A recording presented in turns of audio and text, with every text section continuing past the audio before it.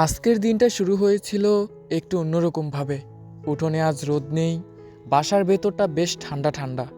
এমন একটা দিনে মনটা যেন একটু আলোর খোঁজ করে। তাই ভাবলাম ঘরে বসে না থেকে বেরিয়ে পড়ি। ভাগ্নি আর ধুলাবাইকে সাথে নিয়ে রোদের সন্ধানে রাস্তায় বের হলাম। যেখানে একটু রোদ পড়েছে সেখানে আমাদের গন্তব্য। রাস্তার পাশে রোদের মধ্যে দাঁড়িয়ে শুরু হয়ে গেল মজা। ভাগ্নি তো একেবারেই দুষ্টু মুডে, কখনো হেঁটে যাচ্ছে, কখনো দৌড়াচ্ছে, আবার কখনো হাসতে হাসতে কিছু একটা বলছে। ওর ওই ছোট ছোট দুষ্টুমিগুলোতেই যেন পুরো পরিবেশটাকে আরও বেশি সুন্দর করে তুলছিল। এরপরই দুলাভাইকে নিয়ে বানালাম মজার কন্টেন্ট।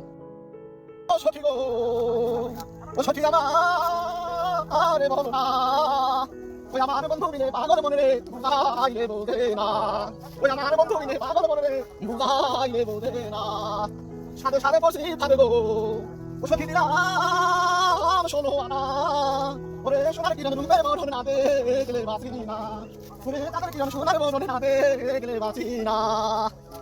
বাস হাসি ঠাট্টা আর হালকা মজার, এগুলোই তো আসলে জীবনের অন্যরকম মুহূর্ত। ঘুরতে ঘুরতে আমরা পৌঁছে গেলাম ছড়ার পাড়ে। ছড়ার পাশে দাঁড়িয়ে কিছুক্ষণ তাকিয়ে থাকলাম পানির দিকে।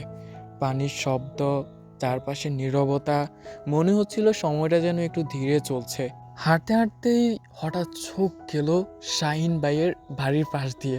ভাবলাম টু মেরে যাই, যেখানে কিছুক্ষণ সময় কাটালাম, গল্প করলাম, আর তারপর ঘুরে দেখলাম তাদের সবজি বাগান আর পুকুর। সবজি বাগানের সবুজটা চোখে আর মনে দুটোতেই শান্তি এনে দিল।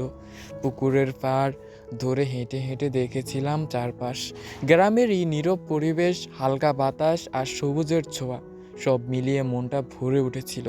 এই হাঁটতে হাঁটতে একটা কথা মনে হচ্ছিল বারবার, জায়গাটা কতটা নীরব, কতটা শান্ত।